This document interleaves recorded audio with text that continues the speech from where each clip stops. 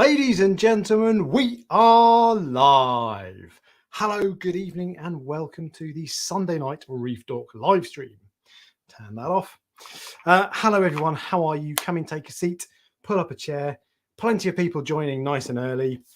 So let's say hello to some people.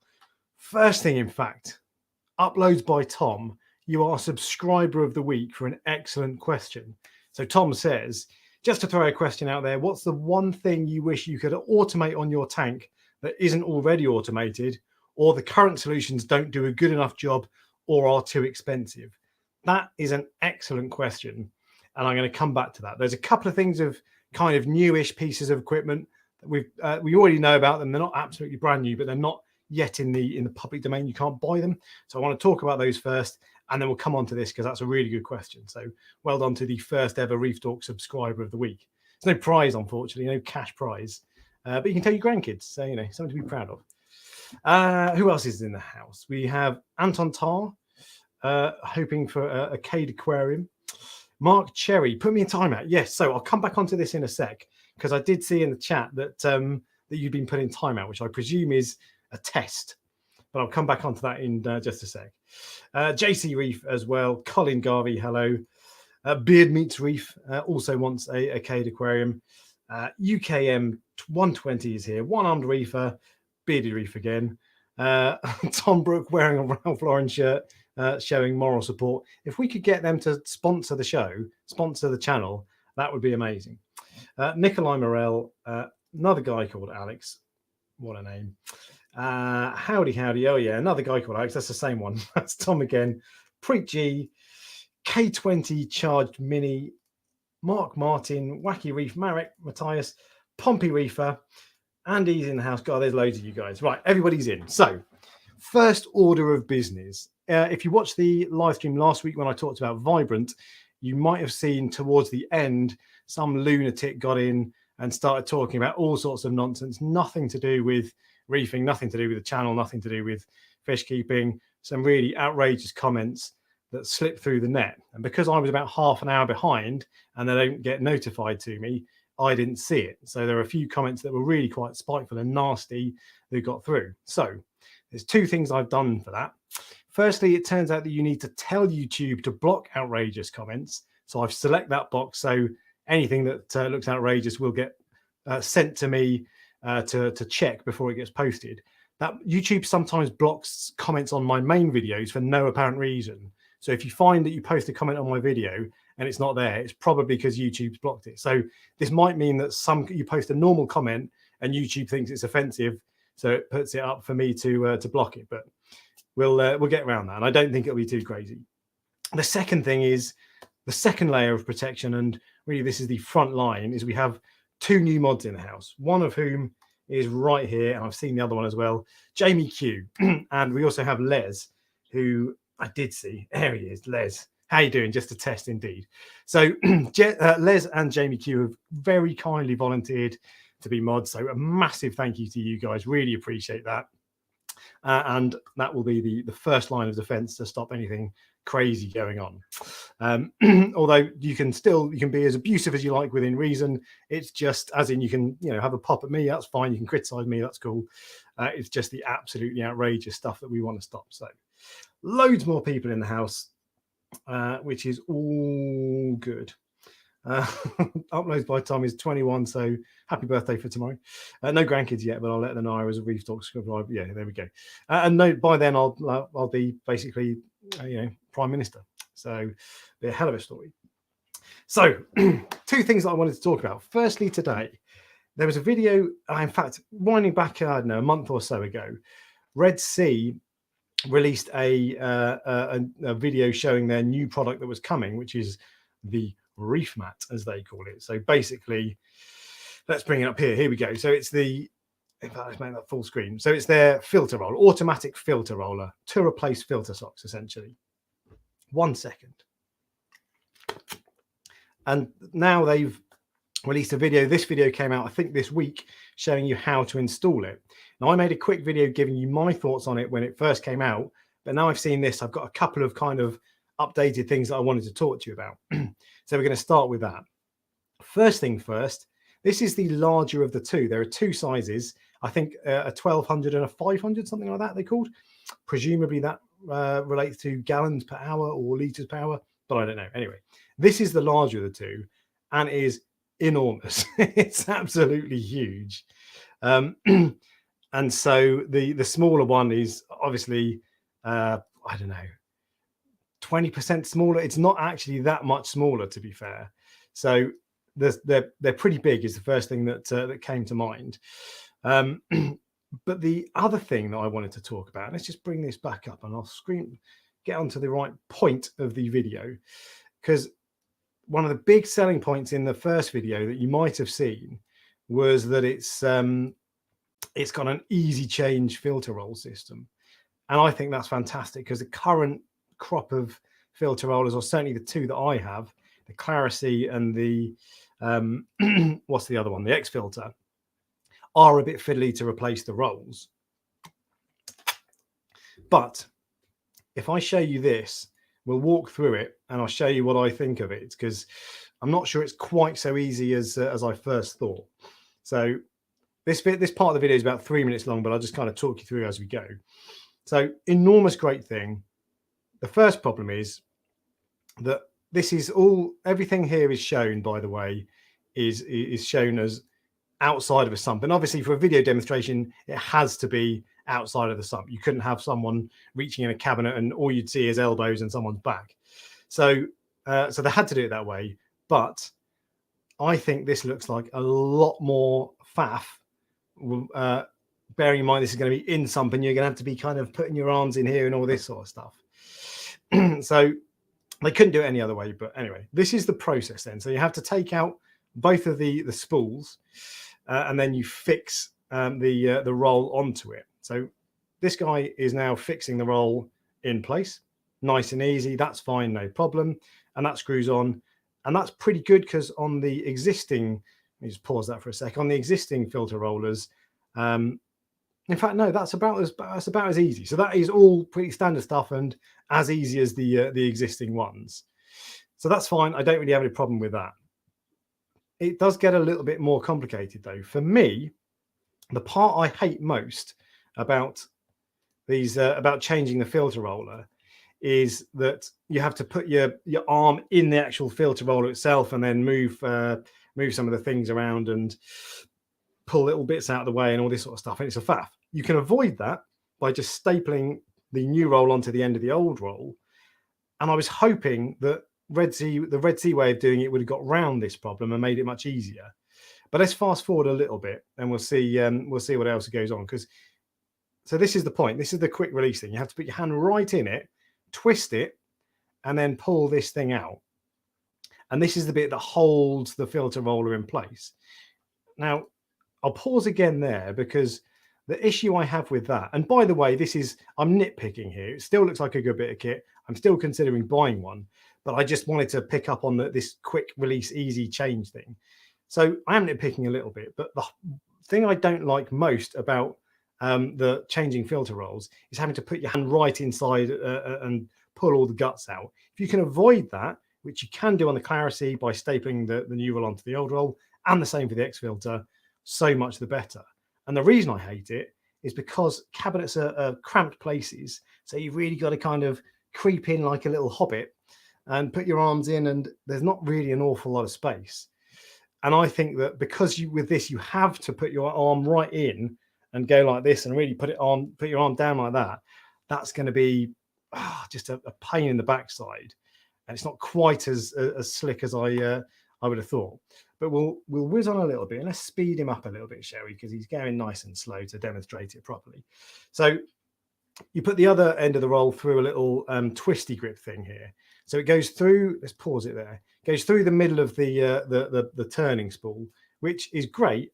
But another bad thing about the existing products on the market is that they don't have, is that putting it onto this roll is a bit difficult. So you have to do the same thing where you attach it, the new roll, to the spool. You have to wrap it around the spool a few times so it grips, and then it pulls through.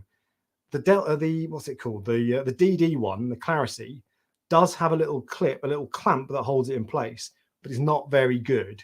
And I find that sometimes, especially if it's wet, it doesn't grip it and turn it very well. So I wish they put some kind of mechanism on here on the receiving end that clamps the new roll in place, so you don't have to worry about it. It makes it much easier. So I feel like that's a miss. We'll wind forward though, and we'll speed him up even more because he's just doing the demonstration, which is great. So here you go. So you've got to really wrap it up. And as much as anything, you're wasting roll here because you've got to waste 4 inches of roll. I know, I mean, it's like a 25-meter roll, so it's being tight saying you're wasting 4 inches, but still. This is the other bit. So this is the quick release mechanism thing they're talking about, which is all well and good when you're demonstrating it on a desk. But imagine trying to do this in a sump, in a cabinet, especially given that this is the bigger unit. So the smaller unit is going to be that little bit more difficult to reach into. And you've got to do all of these stages. And I don't know, that's basically it. That's the end of the demonstration. But when I first saw that video, I thought, fantastic, Red Sea have nailed it. The one thing that's a real faff about filter rollers is that changing the roll is a bit of a pain in the backside. And I thought they'd nailed it with this quick release system, this quick change system. And now, having seen this, I'm not sure they have.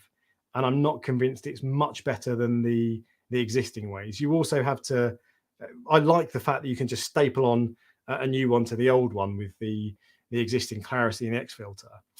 So I don't know, that feels like a little bit of a missed opportunity. Maybe it's just too difficult to engineer and this is the best possible way around it. And it might be that this is actually not that difficult after all. It's just in a sump where you've not got an awful lot of space to move around. I think that's going to be a little bit awkward, and it'll be fine. But it's just, I was a little bit disappointed because it sounded absolutely amazing. And now I'm looking at this again, I'm thinking, maybe it's not that awesome after all. But let's have a quick catch up and see what you guys all think of this, because I'm interested to know. And I might just be being a little moaning person. So let's have a look. And I'll probably be taking a little bit of catching up. First off, Tom Brook, where did I get the wall art from? An Instagram account called coraldesign.pl, and there's a website called coraldesign.pl as well. It's a little bit of a hassle paying because they don't have PayPal. So you have to do an international bank transfer, which is a bit of a faff, but they're wicked, and they've got some awesome designs. I'd have about 10 of them, ideally. And I mentioned that because other people are asking as well. So what else have we got on the Red Sea stuff? Yeah, right. So Neil Davis, really good point, actually. Will Red Sea release a new sump to accommodate the reef mat? Given that I can't talk at the moment, I have a sip of drink. I'm almost certain they will. So the current V3 sump has been out for, I think, about 5 years, something like that. And now suddenly filter rollers are really popular. They've brought out their own one. So I'm almost certain they will update their sump, because at the moment you still have to install this properly, you still have to remove baffles. You can, because it's got a flexible rigid hose that attaches to it, you can have it basically anywhere in your sump, which is a really good feature actually. But ideally you want it right by the downflow pipes. You don't want it elsewhere. So I think you still would want to remove the filter sock section, which is just, it's hard work, to be honest with you. But yeah, I think they will bring out a new sump, and I'll be interested to see what they do with that. What else have we got? Looks like a toilet with a toilet roll holder when you already have that spare room in your sump. So this is the one thing with that, is that's the bigger version of the two. And obviously they're going to use the bigger version because it's better to demonstrate it. And so you'd only have that on a really big tank. My tank is over 100 gallons, over 400 litres, probably 120, 450 litres, that sort of range, 4x2x2. And the smaller one would be perfect for that, absolutely fine. So you'd have to have a pretty decent sized tank to want the bigger one. And they obviously will have a bigger sump, but yeah, they are big. All filter rollers are big, to be fair. The Clarity is relatively compact, actually, the small Clarity, the SK3000, and I think that might still have a place. But yeah, it's a big old beast, it has to be said. What else have we got? Bo Peep says, this Red Sea video was cleverly edited in a few parts as well as he's putting the roller on. Oh, I didn't notice that, actually. It looked to me like it was completely just a one take video. And to be fair, it's bound to be edited because you wouldn't want him like cursing and trapping his thumb and going, oh, bollocks, and all this and being really clumsy about it. So, but anyway, it just looked a bit to me like, I don't know, just not quite as easy. But let's see what other comments we've got on it. Looks like a very large roll, though. Might last a long time. Yeah, indeed. Do you know what? Let's find out how long the rolls are, because I did look that up. I've a feeling the big one in particular is 30-something meters. These aren't available yet. They're coming soon, from what I understand. Maybe from April onwards. We'll find out. But there's no actual announcement date yet. So yeah, the bigger unit has a 35-meter roll. The smaller unit has a 28-meter roll. I would still expect that to last 2 months-ish on an average tank. It varies quite a lot. My current ones last between 6 weeks and 2 months, something like that. So I wouldn't necessarily expect these to last an awful lot longer. But they are cheap, these rolls, which is good. I totally like that roller since I have a Red Sea skimmer already. So this is the thing. A lot of people like having like matching kit in their sump and all that. So if you want that, this will tie in nicely. And you're chucking in a lol at the end there. So what else have we got? Enduro rider AJA doesn't like the idea of a roller. Do you throw away the rolls? Yes, you do. It's a lot of waste. Yes, it is. I like socks because you rinse and reuse. Yeah, I just hate filter socks. I found that they're a real pain to wash. Really, the only way to wash them properly is chuck them in the washing machine, which, you know, fish poo in places when you're washing your clothes, probably not an issue, but it always bothered me and it's a pain. And because you have to do it every week, I always left it and I ended up leaving the filter socks for 2 months in between cleans. But yeah, you're right, it is wasteful and you do chuck it away. You probably could clean it, but it would be an awful lot of effort. What else have we got? How come they never show it in a Red Sea tank sump? That's a bit of a kind of the emoji suggests you're like, why aren't they doing this? What have they got to hide? I think it's just because they want to show you. If it was in sump in a cabinet, it would be really awkward and you wouldn't be able to see anything. So I think that's why they do it. But I think it would be really useful if I do buy one. I'll try to make a video showing you how I install it. But I've tried that a couple of times with stuff in my sump before, and videoing that is really difficult because all you end up is with elbows and shoulders in the way. So that's why they've done it, but it would be good to see it, to be fair. We've got Calcwasser questions. We'll come back onto this. Oh, let's do it now. Half talking point, Calcwasser. I think there is an element that you're missing. Last week, debate on instructions, 3-6 grams. It's not tap water, salt water. Not only can you have RO dealing with evaporation. Are you saying that you can use tap water instead of RO? That's what I think I was implying. But anyway, the conclusion is it's 6 grams per whatever it was. We'll move back on. You would think they would have it in the sump. Yeah, and I think that's the reason that they don't. Oh, actually, sorry, 2 out of 2. Automatic water changes with salt water mixed with Calcwasser.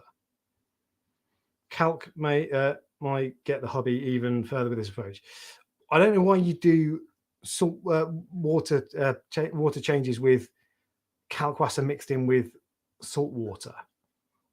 I don't see the benefit of that. I can't see how that would work, to be honest. Explain more. Tell me what I'm missing. The fact that no one's done that and Calcwasser's been around for years and years makes me think it's probably a non-starter. But explain. Tell me what I'm missing.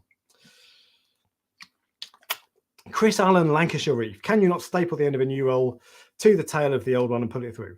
That's exactly what I do on my 2 existing filter rollers.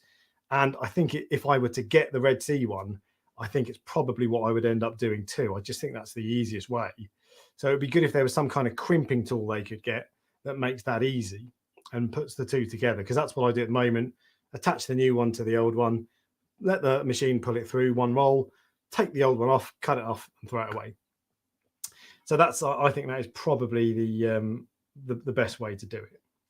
And in fact, Les is the new mod is saying exactly that. But let's just go back, because there were some other things I wanted to talk about on this. So let's put up my notes, because there are a couple of other things I mentioned. So it's huge. changing looks a bit of a faff on the smaller one as well, because that was the larger one that they were showing. The smaller one, getting your arm in there when there's a new roll on it, oh, I don't know, it's just, as much as anything, you're going to get your hand wet with a bit of, and that you tend to get gunk building up in the filter rollers, so you get pooey salt water on your hands.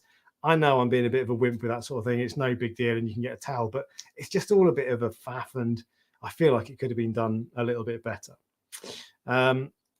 The one thing I really do like about it, though, is the app notification. So with with this Red Sea filter roller, in fact, let me wind forward because I wanted to talk about fitting in the sump as well. So I'll come back onto that. One thing I really like about the Red Sea Reef Mat is it's got an app that tells you when it's running out of roll, and that is fantastic because then you know when to change it. So I really like that.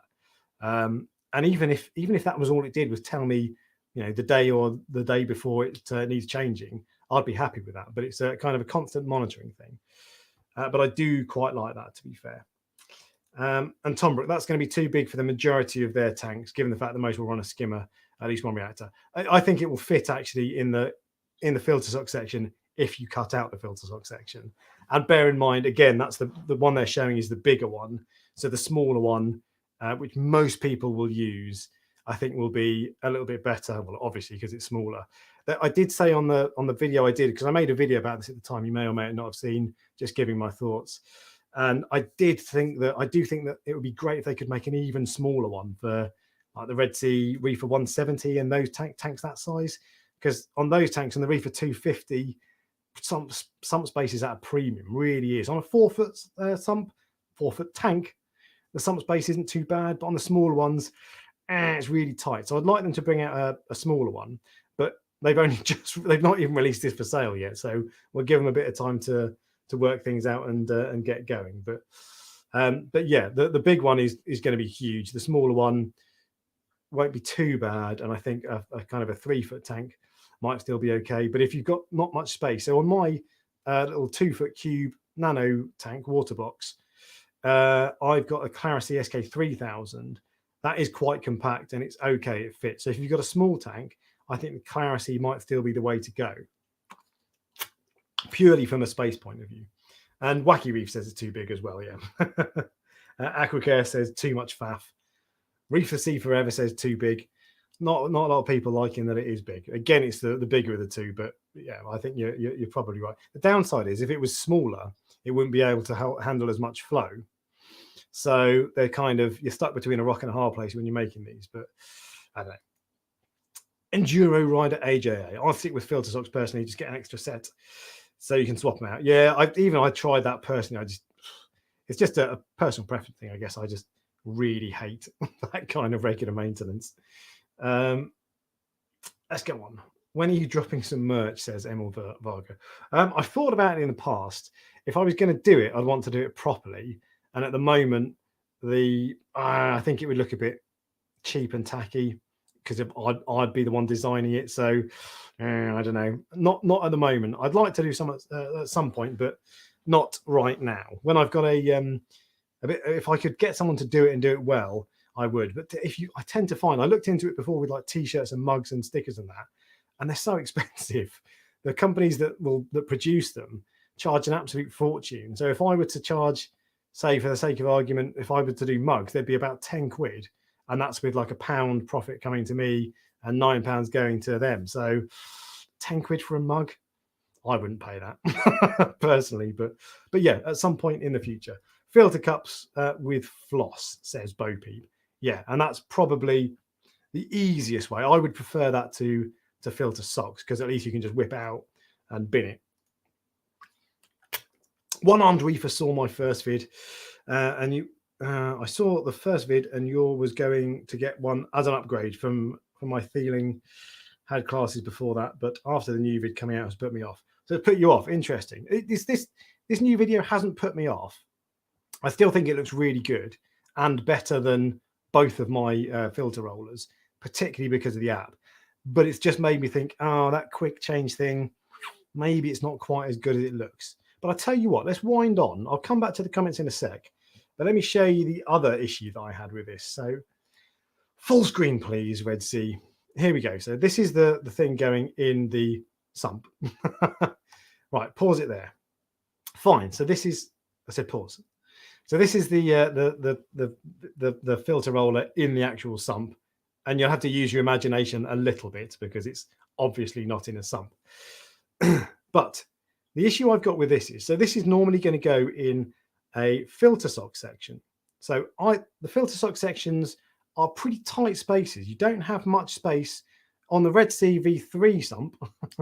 I think that they're generally, you get 4 corners. The sump is divided into 4 corners, so there's 4 squares. Not a massive amount of space. And if I can show you, so I'm not pointing. It looks like I'm pointing at the guy's groin. My apologies, Neil Marks. But this here is where the water hose goes in, and that doesn't give you much space to get that on and then bend it up. So if the edge of your sump was here, it doesn't leave much space to bend it in. You could have it on the other wall, so it's the other way around. But on my sump, so this is hanging off the back here using this little hook. And on my sump is pushed right up against the cabinet. So I couldn't use that little hook thing to hang it on the back if I wanted to do it that way. It does come with legs, which is what I would use, because then it doesn't need to hang on the back. But this, I think, also doesn't leave an awful lot of space to get it in. And that was kind of the other main thing I wanted to point out, was it looks like it might be a little bit of a tight squeeze, and that makes it even more awkward to do all this putting your arm in, pulling it out, and all that sort of stuff. But at the end of the day, all of these filter rollers are pretty big, and you've just got to put up with that. My X filter is pretty big, and it actually never really bothers me, to be fair. I've never pulled it out to clean it. It hasn't needed it, fortunately, because nothing stopped working. But I've never pulled it out to clean it because getting it in was a real tight squeeze, and it was a massive hassle. So, but I think this is probably a pretty similar story, is that you'd want to just put it in and leave it. The difference with this is, because it's connected via a flexible tube, not the hard pipe going to the back of it or whatever, I think it would be easier to pull out if you wanted to do that. And it's also easier to put in a different section if you don't want to remove the filter sock section. So that was the other thing I kind of noticed about it. And it's like, I don't know, it still looks really good, and I'm still considering it. But I don't know now. It's like, that's just, it looks a bit more of a faff. Red Sea needs a Wi-Fi return pump to complete the app lineup. So yeah, they probably do need a return pump. I personally am not a massive fan of Wi-Fi return pumps actually anymore. So I bought, funnily enough, actually saying that, I have 4 Wi-Fi return pumps running on both of my tanks. Sip of water. And I bought them because I thought, well, they're Jecod ones, and the extra Wi-Fi was pence extra. It was no different, really. But I find I couldn't actually connect to the app. The app on Jecod is rubbish, and I couldn't connect to it. So I don't use them as Wi-Fi. But I never find I need it. The only thing I would really need it for would be to tap a button and put it on feed mode. But there's a little button on the box anyway, and that's just as easy, arguably easier. And setting it up and adjusting the flow, piece of cake on the little boxes. That's the Jecod ones that have a physical box. They're really good for adjusting the flow. I love that. So I'm actually now not bothered about a Wi-Fi pump anymore. But no doubt most people will want one, because why not? And no doubt if Red Sea were to do one, they would make it Wi-Fi, I'm sure. I'm sure Red Sea has thought of this. I mean, they make stuff, which you might be referring to the old Wi-Fi thingamajig. V3 had the V3 pain in the ass. I quite like the V3 sump actually. I like the fact that it's not divided into rectangles. It's divided into corners, or on my tank it is anyway. So squares, which makes much better use of the space than a typical sump. So I thought that was a really good design, but not for everybody. Is there vodka in that bottle? No, there is not. Very much not. However, when I was at uni, I signed up to a class when it was on 7 o'clock in the evening. It was the only time, and I really wanted to do this one class. And 7 o'clock on the evening, it was on a Tuesday night, which was the big night at Studentville. So I used to go along with a bottle of Coke with like a load of vodka in it. And after about 2 months of lectures, one of my classmates turned to me halfway through and said, "Is there vodka in that?" I was like, "Can you tell?" And they were like, "Yeah." So there was me thinking I was being really clever and subtle. But anyway,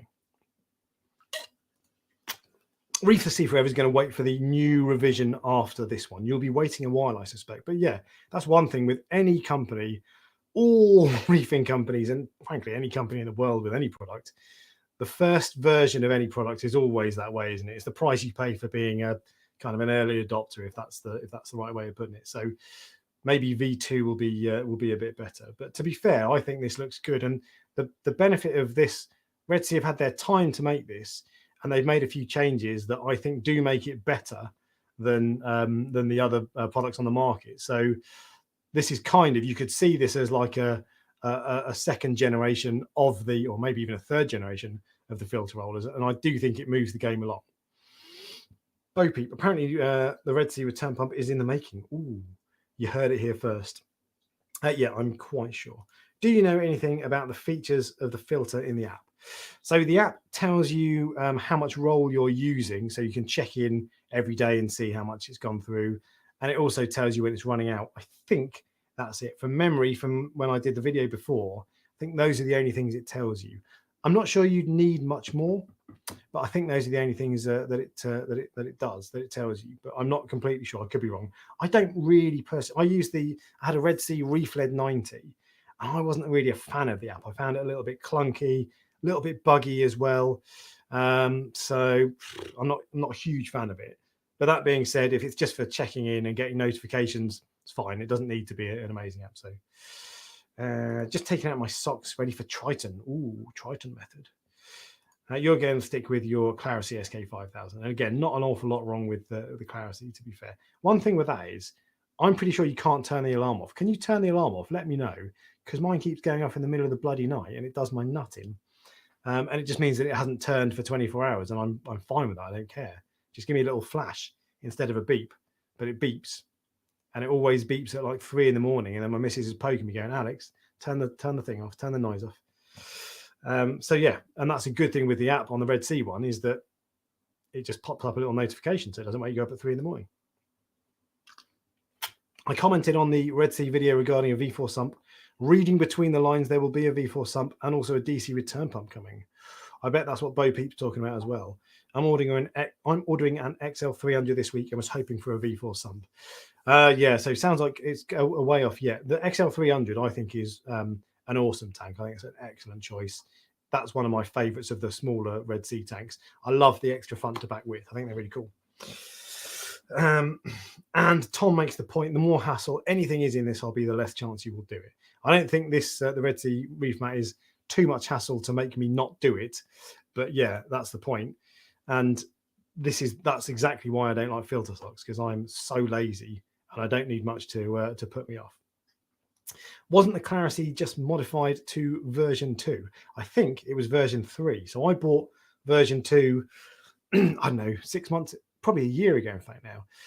In fact, I should do a long-term review. Anyway, I bought version 2, and I think they've just brought out a version 3. And I think, I didn't have a proper close look, but I think what they've done is the inlet tube where the water comes in from your downpipes and then into the filter has really fine slits. In fact, I'll show you what I mean by this, because I took a photo and posted it on my Instagram page, at Reefdork, if you don't follow me already. It has really fine slits, and that means that you can get stuff clogged up. And I think what they've done on the version 3, the very latest one, is make the slits a little bit bigger so they don't clog so easily. But let me just check and see if I can show you what I mean, because I had a bit of an issue whereby I thought my tank was going crazy or whatever. I'm not sure I can find it, to be fair. But basically, it clogged up with a load of snails. I had this. Oh, here we go. Yeah, in fact, let's pull that up. So this is the tube that the water comes in, and those slits are really small, as you can see. That's my finger, and those are a load of baby snails. To be fair, it's pretty unlikely that you're going to have a mass spawning event of snails like that, but there were a ton of them, and they all got clogged up in this, which meant that I had to keep turning my return pump down. I couldn't work out what was going on. I thought there was something wrong with the plumbing, so I was trying to clean it, and I eventually found this. So I think the version 3 of the Clarity fixes this problem, which probably not many people had, to be fair. But I think it fixes that by making those slits a little bit bigger. And I did notice on the Red Sea version, because I've had this issue, I looked at it, the slits on the Red Sea one are massive. So there's no way you're going to have that problem, which is good. You think your Focus Tronic were making one? They are. I saw that actually. I've seen that they've been working on that for quite a while. So presumably it'll be pretty good because they've spent a lot of time developing it. Crazy price, yeah, entirely possible. I don't know what it is. It's something about the Focus Tronic stuff doesn't massively appeal to me. All the Alcatronic and the Dosetronic, they're just huge, and that puts me off. And but I can't quite put my finger on it. There's just something that I'm not that keen on their stuff. Maybe if I bought something, I'd feel differently. But yeah, I think I would imagine they would be expensive. And to be fair, these are, I think they were 300 quid for the small one, which is pretty expensive as it is. And you've got to really want to not do. You've got to really hate filter rollers to spend that kind of money. So none of these filter rollers are especially cheap. Ooh, they're already out for pre-order and delivery in the US. So it'll be really close. Reef the Sea Forever is sticking to socks. Tom Brook has Ralph Lauren socks. So do I, because I'm a nerd. Patrick Fennell, hello from New York. The Red Sea Wave, I would not buy. The Reef Wave, I take it you mean. I will stick with old school, mate. Do the 5. Thanks, Doc. Do the 5. Good vibes, do the 5. So I reckon that what you guys will be seeing is a load of emojis where I'm saying do the 5, thanks, Doc. Because it's put up like the code for it effectively on my screen. And I've seen that a couple of times where I get code and I read out the code and then I watch it back afterwards and it's an emoji and you must think I'm weird. Someone said hello from Norway a couple of weeks ago and it said hello from NO on my screen. I was like, hello from no, what do you mean? Anyway,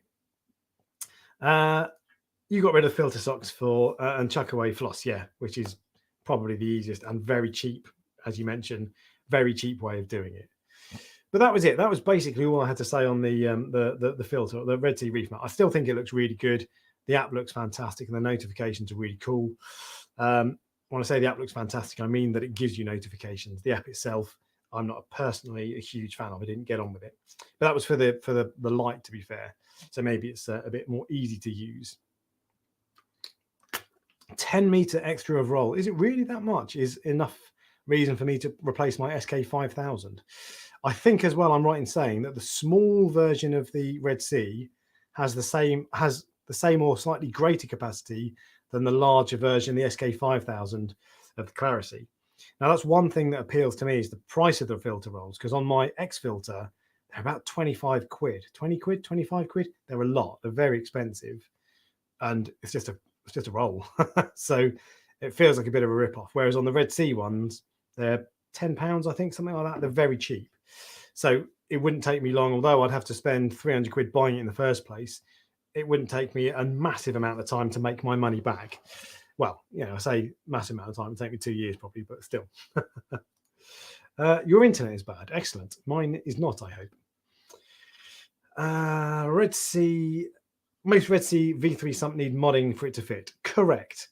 And this was one thing that they didn't mention in the original video, but I did in my little follow-up video, was that, so here's the list. So this is the compatibility chart, as they call it. So what they say is, and I'll move your comment out of the way, that actually, what's the tick for compatible? Yeah, so it's compatible with basically every single sump, apart from the Max S400, which is a really niche tank, and apart from the Reefer Nano, for obvious reasons. I don't think that has a sump, right? But it has all these little asterisks. So 1, 2, 3, 4, and that says sump modification required, remove all internal walls.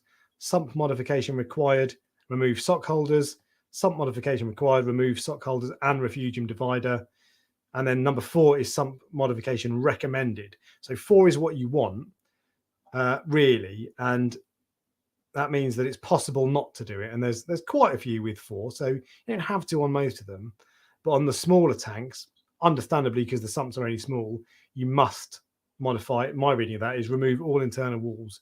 You've got quite heavy sump modification. I don't think personally, I think you'd be better off if you have a 170 particularly, maybe even the 250. I don't think I'd get one of these for those, because if it's going to take out that much space, I mean, you've got to take out all the sump walls or even half the sump walls. That's too heavily modified for me, I think. So yeah, there we go. What else have we got? Yeah, I've posted this already. For us with Freedom's units, It's freedom units. It's 2 teaspoons per gallon. Going back to whoever, whatever was saying earlier, and I'm not the only one who finds the expression freedom units funny. We are going to go for some calc chat. I'm not going to do a calc update at the moment because I haven't really got anything to tell you. I'll do one when I've got something useful to tell you, and I've been using it for a couple of months, and I can give you a better update on growth and all that sort of stuff. It's all going fine, going really well. pH is still nice and tasty. Steph has switched to sodium hydroxide. Ooh, spicy stuff. I have the same tank as you, and heavily stocked and dosed 125 ml daily for a 24-hour. My pH is 8.33 to 8.4, which is pretty sweet. Sodium hydroxide. How do you find that? Is it does it like make you worry about spilling it or getting it on your skin, or your pet knocking it over, or your kids knocking it over if you've got kids or whatever? How do you feel about that? Sodium hydroxide feels a bit too spicy it's a bit too rich for my palate, I think. And yeah, you should have accepted metric in the 70s. USs are silly. Do you know what? It's funny though, because sometimes I speak in feet and inches. So if you ask me how tall I am, I'll tell you in feet and inches. But if you ask me how long my tank is, in fact, sometimes I'll say pounds instead of kilos and all this sort of stuff. It's weird. I don't know if it's just like the generation I grew up in, and sometimes you use metric and sometimes you don't. Whatever. What else have we got? I always staple my new roll to the old one and put it through. That's the thing. That's the easy way to do it. And I think actually that way, Ian, your way and the way that a lot of us do it is easier than the Red Sea way. So I think if I were to get that, I might keep doing the old staple and pull way. I'm currently restoring a Canon manifold with a Datsun. For what? Canon manifold for Datsun as in a Nissan? You're talking about cars? Are you talking to someone else? Are you on the wrong channel? Is this you looking for Donut Media? I don't understand. Yeah, there we go. Use both. We're talking about metric and imperial. This is like the one show now. Half. I had 1 out of 2. I think that means 1 out of 2. Is that going to be? You're going to have a 2 out of 2? Yes, it is. 1 out of 2. I had some thought for Calquasa. I have a lid, so no evaporation. And my pH plummets to 7.4. Really? That is crazy. That is dangerously low. Is that right? Surely not. Anyway, I only have 50-litre tank, so mix calc with salted RO and dose it to the tank and use the doser to remove the same amount in another container. I understand what you're saying now. Right. So this for those of you who can't remember, and you probably all can, this is the guy who was talking about doing water changes with salt mixed with Calquasa. I think do you do those slowly? I guess you would do them slowly. Otherwise, you're going to have a sudden boost in pH or whatever. Okay, so that's a workaround if you don't have much evaporation. I'd take the lid off and just get evaporation. I'm sure there's a reason that you do it that way. But anyway, vor.red. Is that a bot? I don't know what that means. Anyway, and yeah, some space is tight. Right, back on the subject of Red Sea reef mats. How easy did you find cutting your sock section out of your Red Sea? I have a 525 XL V3, so they will need to be removed to install one of these. Now, I did it the wrong way around. So I installed my sump, got my tank up and running, and then a few months later, I bought the filter roller. So I had 2 choices. I could either take the sump offline, drain it, pull it out, and do it that way, or leave the sump in place and just work in the cabinet like this. I chose option 2 because I thought option 1 sounded like too much of a faff. But it was my Tunsy Auto top off. I don't know if you can hear that. It's so noisy. That's the other thing I wanted to talk about tonight. So I'll come on to that. So I chose option 2, which was to do it in sump and in the cabinet like this. And that's why I didn't ever do a video on it, because I tried to film it, but all you could see is my back and my shoulders. So it was no good. And it was a massive, massive hassle. I've tried removing baffles on 3 sumps now. I've tried every method you can think of, every method that people recommend and say, this is the best way to do it. This is the best way to do it. There are pros and cons of all of them. And doing it when the sump is live and in your cabinet is an absolute nightmare. And I resorted to using a spanner as a hammer to smash the last bits of baffles that I just couldn't get out. So that was a pain. But if on my second sump, on my nano tank, I bought it straight off. So I had a filter roller from day one. So the tank wasn't wet. I had the sump just on a table in front of me, and I took my time. I just bought about 20 scalpel blades. Is the scalpel here? It is somewhere. I bought about 20 scalpel blades and just really carefully did that over the course of an hour and a half. Really took my time, took it steady, and it was a pain and a faff, but it was all right. It was doable, and actually, it's not that scary. And if you're patient, and it's hard to be patient, but if you're patient, it's not that bad. But if you're going to do it on a tank that's already set up and running, oh, it's a nightmare, even on a big tank like the 525. So, yeah, I don't know. Why all of them are making only very fine mats that get consumed too quickly? I think they should go from 10 to 200. So maybe, yeah, they're all pretty fine. I think the X filter, you have a choice, but the least fine is about 32 microns. I'm personally okay with that. And I think the Red Sea one is 25 microns. And I buy the 25 micron filter roll for my X filter, and I use one for the clarity as well. But yeah, I suspect most people would go for the finer ones, but maybe they wouldn't. I don't know. Be good to have the option, wouldn't it? I agree with you, Wonderwater. Clarity SK5000 works for me great in last month. Okay, that's good. So I find this is the thing. I find it doesn't last very long at all. But if it lasts months, then that's wicked, because then the only part that's any hassle of a filter roller is changing the filter roll. It's not that bad on the clarity, but it's still a bit of a pain. And sometimes when it gets to the end of the roll, I'll turn the thing off for a couple of days because I can't face it until the weekend or whatever. Enduro Rider AJA, do you think the added complexity of this, power consumption, space needed and all, is worth the end goal? Do you think there's a more viable and cost-effective way to reach the same goal? There's a more cost-effective way, sure. Filter cups with filter floss. Very easy, very quick, very cheap. But absolutely, for me, the added complexity, power consumption, space, extra plug socket that you'll need is 100% worth it. I love my filter rollers. And the only reason I would ever get rid of them is if I had too low nutrients. So yeah, they're fantastic. And they turn constantly, so that it would be the equivalent of removing a filter sock every hour or every 2 hours. You get they're brilliant, and they're always like brown when they come out. So they're obviously taking stuff out. So in my personal opinion, they're fantastic, and I really like them, and they are worth the money. Agree, filter rolls just don't last long enough, even if dialed in properly, and the pound is silly. Cash money. So, but then if it's lasting 2 months and they're 10 quid for the Red Sea ones, I think that's pretty good value personally. The X filter ones are expensive, and that bugs me a little bit. And I wonder if they'll be forced to reduce the price, because there's got to be a lot of fat in that price, hasn't there? 25 quid, is it, for a filter roll? That feels like some serious reef tax, but same amount from the tank was dosed. I think you're going back to, I can't remember what you were talking about. Alex, I can help you with merch. I don't want to do it at the moment, to be honest. I will only do it when I can do it properly. And I've got other fish to fry before I get to the point of merch. But thank you for the offer. I'll bear you in mind. And when the channel gets big enough to take over the world, we'll talk. What else have we got going on? Chris Allen, Lancashire Reef. The Red Sea website shows installation options for the Red Sea. For the XL300, there are 2 options: easy but not standard ATO tank, or you lose your refugium. That's a bit of a shame. I think would I take losing a refugium? Maybe not. I don't know. It's probably a little bit small in that case, isn't it?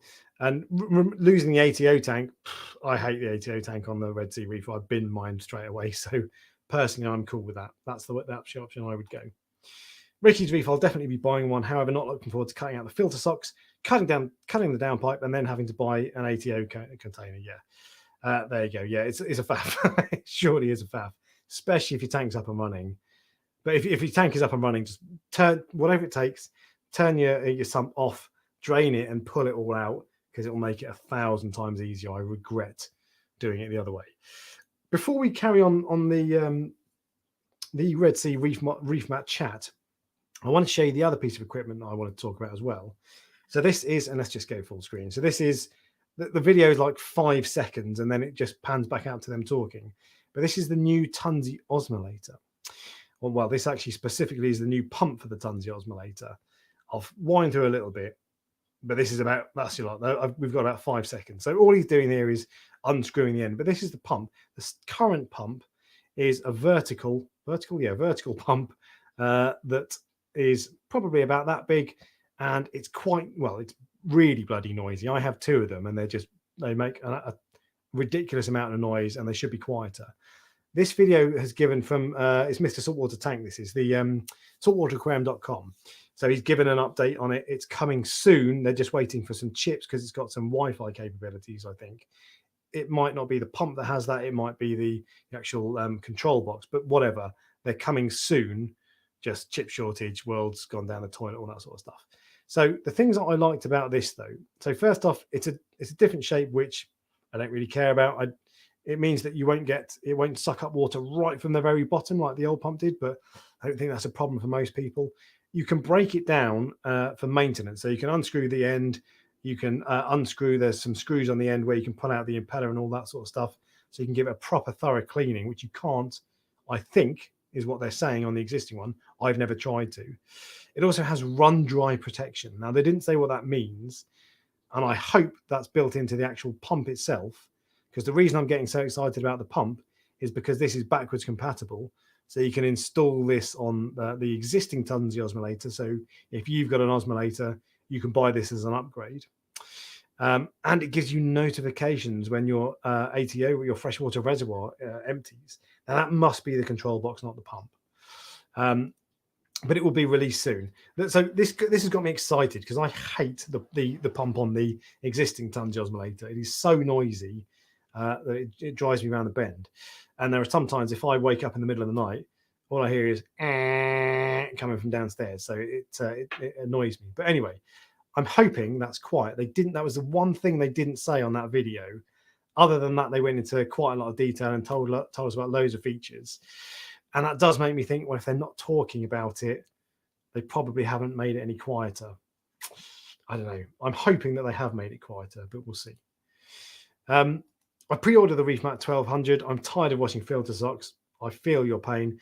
It looks like what I've been waiting for. Yeah, and to be completely clear, I'm not saying it looks rubbish all of a sudden. I was just a little bit seeing that updated video made me think it's not quite that quick change mechanism. Isn't quite as good as it could have been, but I do think it looks good. I don't think you'll be disappointed with it. Is that filter roller an old ancestor of R2D2? Whee. Yeah, they look a bit clunky, don't they? And they're massive. No short elk, that could suck. No short elk. No short elk. I don't know what that means, I'm afraid. I know it's out of context, Alex, but is Reef King okay? Hasn't uploaded anything for ages. Is Reef King the guy who sells frags somewhere in Surrey? Is that the guy? Bruce King, is it? Yeah, he's absolutely fine. I saw him today, actually. Oh, no, yesterday. He works at Reef Keeper Moss End. If you don't know about Reef King, is he called Frag Kings? I think you might be talking about, if you're talking about someone else, tell me. The person I'm talking about is called Bruce and sells frags somewhere in Surrey. Really nice guy. Check him out. I think it's called Frag Kings, actually. So I think we might be talking about someone else. But go and check him out. He's got some awesome cars as well. You might be talking about a guy called Carl, who's Reef King. I've got no idea.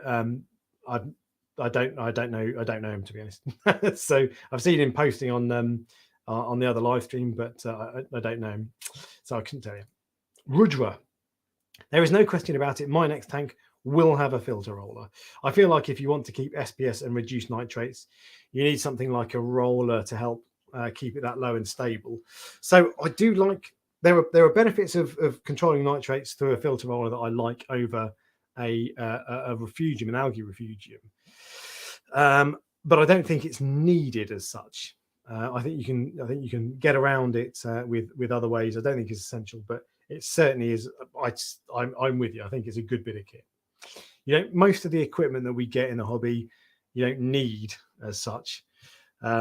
And I find the reason I get this is because it's low maintenance. But yeah, it does for sure. It helps control nitrates, I suspect. Although actually, I've not actually ever tested it, but it's hard to believe that it wouldn't.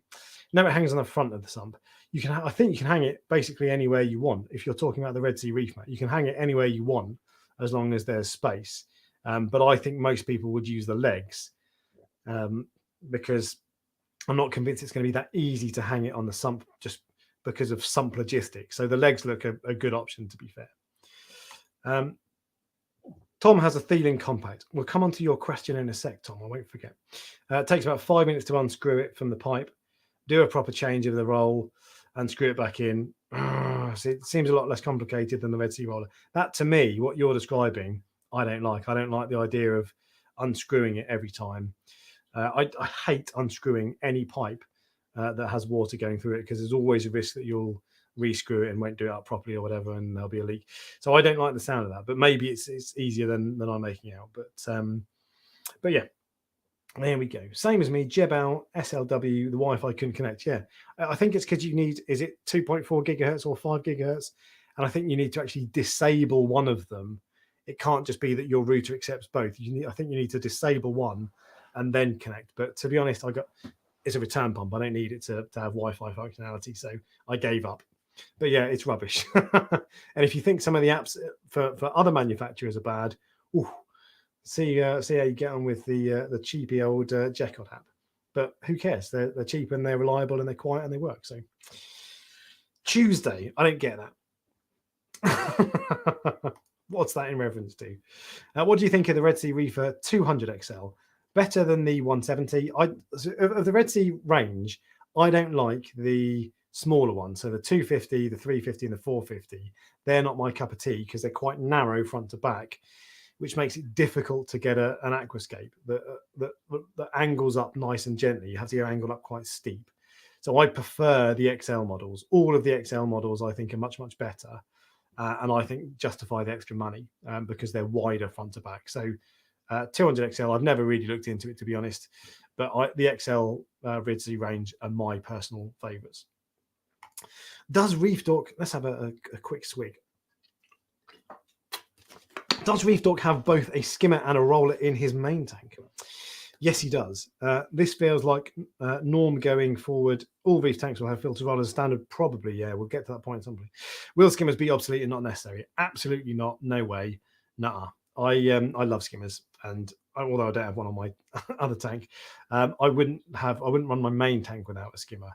And I currently have a skimmer, a refugium, and the filter roller, and that helps me maintain nitrates nice and low. Certainly, I don't have a problem with nitrates going too high, so that is good for me. But I've got tons of fish in my tank, and if I was starting again, I'd have maybe a third fewer fish. And phosphate is the only real issue. But yeah, that's my answer. To be honest, after watching the vid, I think you'll struggle getting the centre bit in and out. As many YouTube name, I only oh right, you only have one arm, I see, and it looks too much of a faff with one hand. Yeah, do you know what the one thing is? I think that actually you'll only be able to get one arm in your sump anyway, so I think everybody will have the same problem. But yeah, the centre bit struggling to get in and out, maybe. And the thing is, it's kind of like a twist lock thing. So you twist it and it locks, and then you untwist it. Sorry, then you twist it and it unlocks and you pull it out. That's the sort of thing that might get clogged up with salt water over time and get a little bit difficult to twist and pull. I don't know if that's the case, because if you're changing it every couple of months, it's probably going to loosen off any crap that builds up. But yeah, it's a possibility. Like I said before, it's not a faff and does the job, then it will sell and could be worth buying. I have burnt through a few DD motors over the years. Oh, really? That couldn't cut the mustard. So I've had no problems with my X filter's been probably 3 years old now, and that's still going, no problems whatsoever. And I've never had a problem with my Clarity, albeit only a year old. But shame that the motor's burned out. That certainly shouldn't happen. It should last years. Calc. It's worth watching Parker's Reef 16-month update. Watched that the other day. I watched that the other day. 8 minutes into the video, he talks about his tank where he takes more water out than he puts in and adds more calc to the water he puts in. I missed that. I missed that point. I think maybe I had it on in the background or something, but I heard him talking about calc, but I missed that point. But he runs a calcium reactor as well, so I'm slightly surprised he doesn't use more calc personally, but whatevs. If your clarity is beeping, your plumbing isn't quite perfect. Oh, really? So there's a leak you're suggesting, which means that not all of the flow goes through it. Interesting. I'll have a look at that. It happens seldom, to be fair, maybe every 3 to 6 months. But anyway, I just wish you could turn the alarm off. I don't want an alarm. I don't want it to beep. Just give it a little flashing alarm. That's fine. I don't want to beep. It's annoying. If I were to do a roller system, I'd want a reusable roll. I have something that's sustainable, where you don't keep buying stuff. Reefing is cheap and reusing it. Blah, blah, blah. Yeah, so sustainability, I mean, sustainability is not really the name of the game in the hobby. Oh, no, actually, that's not the right way of putting it. The reefing hobby is not great for the planet. It's what I'm trying to say. And yeah, reusable rolls would be better. Personally, throwing away rolls is just something that I've made my peace with, and I'm not bothered about it. But yeah, for sure, I get your point. And a lot of sleepless nights. Can't remember what you were talking about. Something about Tuesday, maybe. Anyway, will Red Sea make another light? Probably not, and not for a while anyway. I think they had issues with power bricks on some of them. I never had a problem with my power brick on my Reefled 90, but they've got two lights, haven't they? They've got basically an XR15 and an XR30 equivalent, although they would probably say they're superior. But I suspect not for a while. They might jump on the bandwagon of a strip light at some point, an LED bar. Don't know. I'd like to see that actually, because Red Sea gives nice shimmer. So if they made a shimmering bar, that might be quite cool. I'm just waiting for someone to make a filter roller for all-in-one tanks. Can't believe nobody has made this yet. I think space would be the difficult thing there. So that's probably why. I think you'd struggle. I feel bad wasting that floss, yeah. And yeah, but it's easy, yeah. It's the downside, isn't it? Anton Tar, I wonder if you can clean the filter roller floss like you can with... if you've ever unrolled a reef filter roller, bearing in mind they're like 30 meters long, cleaning it and then rolling it back up so it's all sitting nice and straight would be an absolutely massive hassle and so not worth the effort. You probably could with a pressure washer, but I don't know. It's practically speaking, it's one of those things that just isn't worth doing. Maybe you could put it in the washing machine, but just not worth doing, I'm afraid. Clarity Gen 3 looks better than the Red Sea. That's all that matters. Oh, looks better, as in, yeah, okay. Fair enough. I don't think it... do I think it looks better? I don't know, not really giving it any thought, but I'll take your word for it. I just feed my tank some nori. Coolio. Then back to work on that cannon manifold. It's the spacers that suck because the gaskets are base. Soaking vinegar wine. I still don't know what you're talking about. Are you talking to someone else? You're not talking to me. Anyway, we'll move on from that. Yeah. I think you are. It's okay. I don't know. I've got no idea. Reef the sea forever. You've lost me.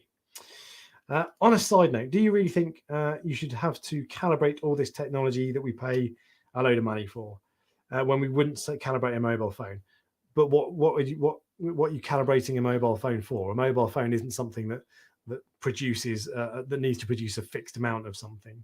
So I think sometimes equipment is quite expensive and you might expect it not to lose calibration much, but it's just the nature of this technology. And because we're such a small industry, there's not a massive amount of investment that goes into it. And so we have to end up piggybacking. Things like dosing pumps are stolen from the medical world, and they have to calibrate them. You have to calibrate pH probes. It's just the way it is. So it's a pain. And if someone could invent a non-calibratable, a device that doesn't need any calibration, that'd be wicked. But yeah, I think it's probably one of the problems that you have to put up with equipment that needs calibrating. There's only two kinds of countries in the world: those who use metric and those who have put men on the moon. Lol. Very good. So I keep getting dust storms. I have a fine sand goby. Is there a solution? If it's your goby that's kicking up all the dust, get rid of the goby, unless you can train him not to do so. But if that's what's causing it, there's no solution. That's just what they do. It's doing what it's supposed to do. So deal with it or throw him away. When I say throw him away, I mean remove him and give him to your local fish shop or sell him, of course. I don't literally mean throw him away. 70s is where the best people are born. Ran into some problems with calc a while ago with my calcium reactors, as in the effluent and the calc water doesn't mix well. It can sit on the surface, so use a power head. Okay, so water movement is good for any kind of calc pressure, isn't it? Dean Fielding, what do you recommend for monitoring the pH? I'm concerned cheap pH kits won't be accurate, but didn't want to spend 400 quid on one, and hiring one would be ideal to see the daily swing. If you want to do it cheaply, just buy a cheap pH kit. I wouldn't buy the pH sticks that you get on eBay or Amazon. They just look unreliable to me, especially if you can't calibrate them. I certainly wouldn't trust them then. But if you just buy a cheap pH test kit, the way to do it really is to test at the point at which your lights in the evening start to dim. So if they're at 100% up to 9 o'clock in the evening, say, and then they start to ramp down from 9 o'clock, test at 9 p.m. because that will be your peak pH. I can tell you that, or well, certainly based on my experience anyway, pretty sure that'll be your peak. And then at the point at which they go to, the lights go to the, probably maybe at the point at which your lights come on in the morning, somewhere around that level is probably your trough. So that's how you can measure the peak and trough if you just want to know. But if you want to test it permanently, you need something like an Apex, a GHL Proflux, or the cheapest way to do it permanently is a Reef Factory pH meter, which I've just bought for my tank. They're 230 quid, so they're not cheap, but they are good and they do the job, and they give you a nice little map. So they are pretty handy. And Reefer C Forever is just complaining. Good, all right. Jamie Q, mod/admin. Does the sodium hydroxide leave behind disproportionate amount of sodium to chloride from the calcium opposed to carbonate or bicarbonate? Good question. I don't know the answer. If you're asking me, I don't know. If you're asking someone else, they might know. In fact, you might be asking Steph. Regarding sodium hydroxide, I mix it with PPE and keep it in 1 gallon containers on the left side of the cabinet. It's caustic, but so is calc. Yeah, but calc is pretty uncaustic. Yeah, that sounds like too much faff for me. I like the effect it's having on your pH in your tank. It's extremely impressive, and I like that a lot. Tom Brook, my pH is bottoming out at 8.25 and peaks 8.6. Believe it or not, your lighting schedule needs to be taken into consideration. 8.6. So a lot of people say that it doesn't really matter, or some people say it doesn't matter how high your pH goes. That can't be right to me. That just can't be right. 8.6, it would bother me if my pH was getting out that high, because it's not something that you can see as well. Like if your pH is really low, 7.7 or below, and it's harming your corals, your coral skeletons, you can't see it. So I feel like 8.6 or above I wouldn't want that. I don't know. I'm just saying. Keith Berkelhammer told me to take the lid off to aid the light and air to the water, and it worked with great results, increasing pH in no time. Excellent. Let's skip past a few comments so I can catch up with where we're up to. Off subject question. What do you think of a water box frag tank? I have one, the 55.2, now discontinued. I want to home cat sharks along with other fish, but have some coral as well. I've got no idea about cat. I don't even know what a cat shark is, to be honest. No idea about that. Can you keep them with corals? Or other fish? It feels like the sort of thing that might eat inverts. But anyway, the waterbox frag tanks I think are wicked. I love that they're so low because you can just see top down all the time. Having a cover on does mean that you don't really get the full benefit of them, but I think they're wicked. They're really good. I love the waterbox frag tank range. They might be a challenge if you have a sandy bed and lots of flow, because they're so shallow. It'll probably stir up the sand a little bit, but I think they look absolutely wicked. A little bit niche, a little bit different to the normal 2-foot high tanks, but I think they look really cool personally. Senai, yeah. So do you know what? I have a Senai Reef that I set up on this tank before I bought the Reef Factory pH meter. I just don't. The software is really clunky. I just found it a bit of a faff, and you've got to change the pH chip, the pH reading chip, whatever it's called, every month, I think. But yeah, it's an option. You look into it, and it does it, and it's probably, well, it is cheaper than the Neptune or the GHL or the Reef Factory stuff. But I personally don't like it, and I only now use my Senai for PAR testing. and have them coming on and off at different times, and I'm actually dialing them in to help stabilize pH. I think you're talking about your lights. I can't remember what you were talking about there. Oh, we have hobbyists meeting up. Rolly's Reef met the Red Sea rep at Reefstock the other weekend and pressed him about Red Sea sumps that are turnkey with this roll of milk. Matt, yeah, I see what you mean. And he wouldn't confirm, but you could tell it's coming. Yeah, I'm sure it is. And so I had a comment on my video. If you go back and look at it, it was from a guy called Steve Halls. And Steve Halls is the sales director of Red Sea UK, I think. He works for Red Sea anyway. And he said something, he basically said, watch this space. I can't remember exactly what he said. You can go and find it in the comment section of the video I did about the Red Sea Reef, Matt. But he basically said, watch this space. And reading between the lines, I think there is a version 4 sump coming. I mean, there's no way they wouldn't do it. Surely, I think it would be crazy if they're bringing out a filter sock that meant you have to filter roller that meant you have to remove baffle still. It would make it so much better if they did that. So I'm sure that's right. I have a Senai too, but it was hopeless at measuring pH. After many tests and slides, the only reliable thing that I could do was measure water level and par. Yeah, that's my exact opinion. In fact, I'm 100% with you. Yeah, measuring. Yeah, I'm totally with you. I completely agree. Rollies, they don't want people holding out for the new sumps until the old stock is diminished. Yeah, exactly. But we're on to you, Red Sea. We know what you're doing. The SK3000 rolls last Andy 6 weeks, but I run much flow through it, higher than is recommended. There you go. I think 6 weeks is probably, I think if you did a poll and of Clarity owners, 6 weeks to 2 months would be about the average, I reckon. Anyway, based on what I've seen. The Senai pH kept dropping, then jumping when I put a new slide in. Does yours work okay? If you're talking to me, the app is so bad and the software is so bad, I couldn't get it to work, and I gave up after about an hour of trying. I've tried it in the past, and I got it working in the past. That was really before I knew anything about pH and understood it. So I don't know, but I'm not a fan of the Senai for measuring pH personally. What else have we got?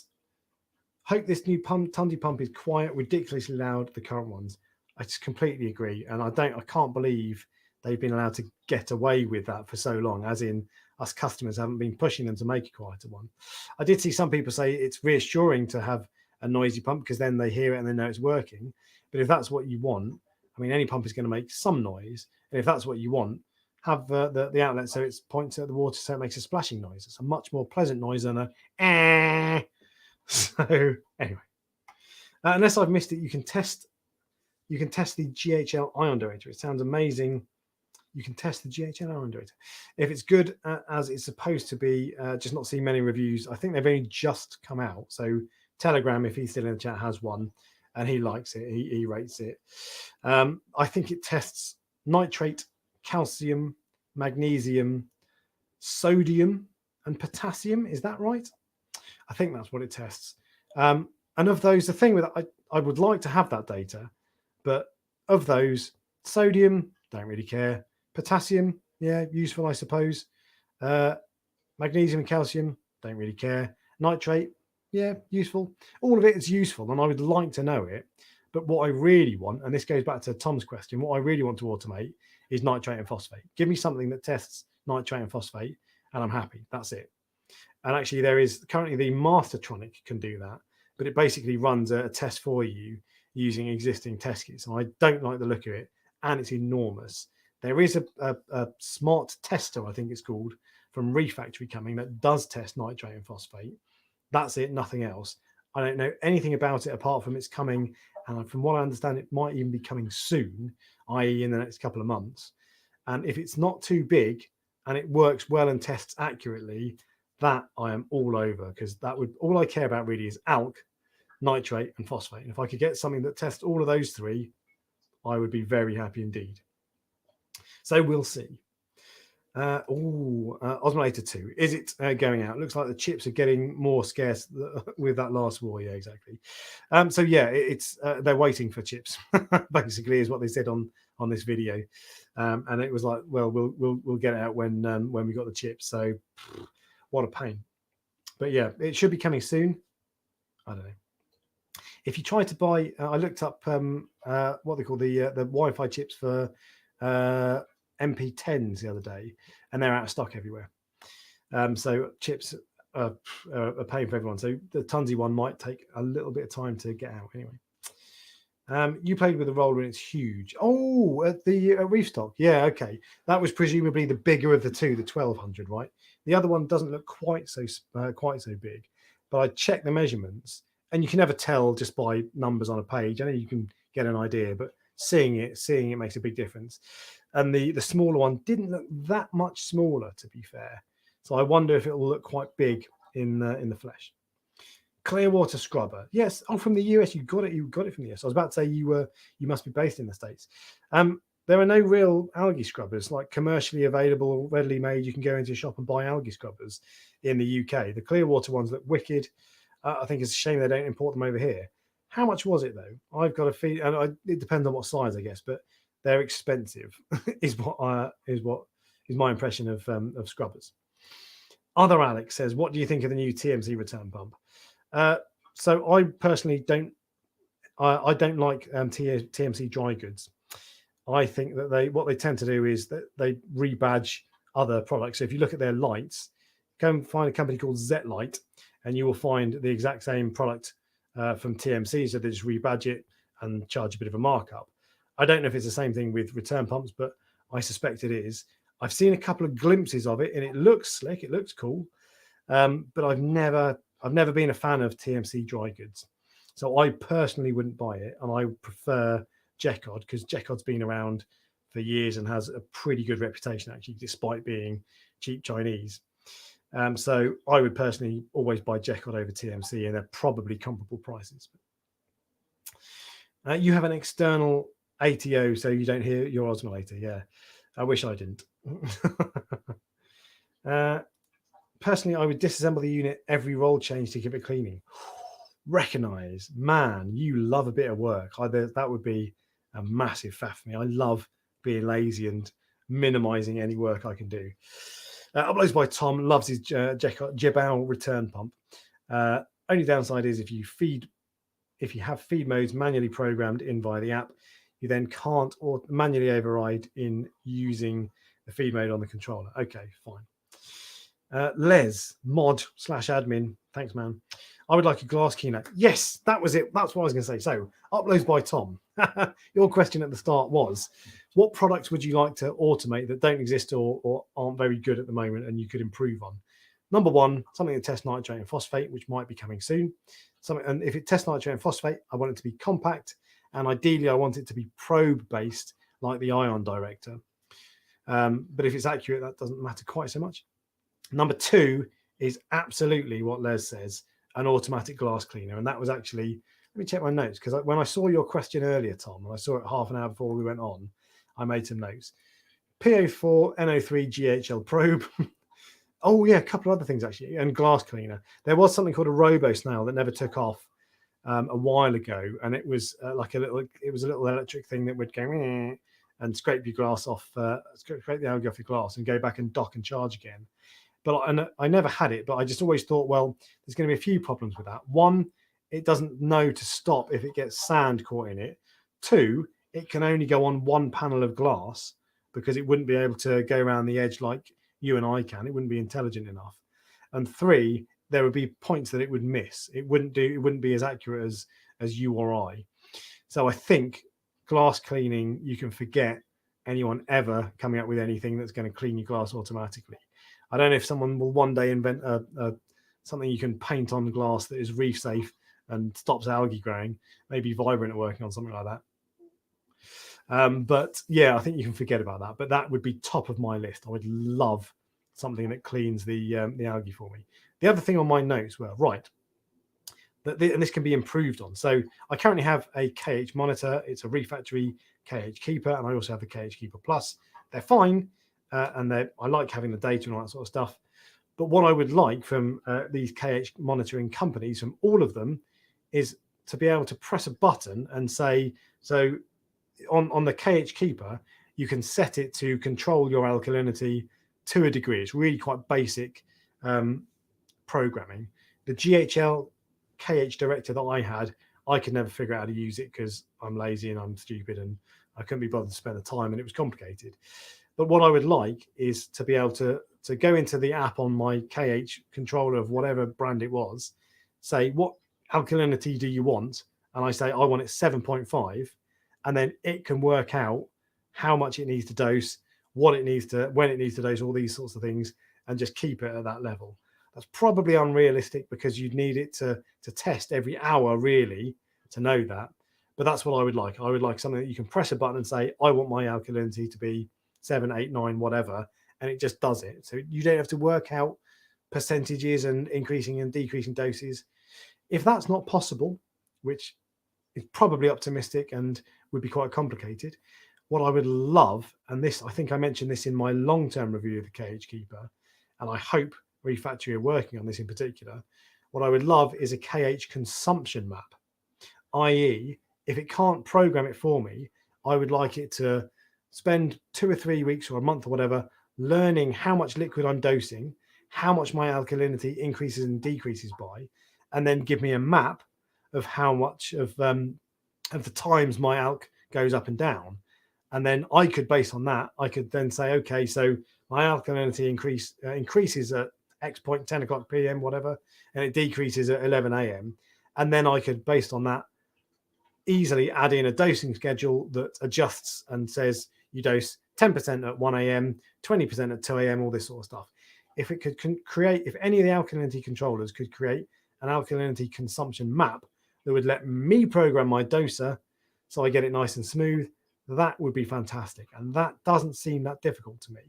So all of you companies that have an alkalinity controller, make that, because then you don't have to, people like me don't have to worry about handing over control to these devices and letting them control the alk for us. We still get to do it, but it tells us basically the recipe. It says, press these buttons at these times or set it to dose these amounts at these times and it'll be flat.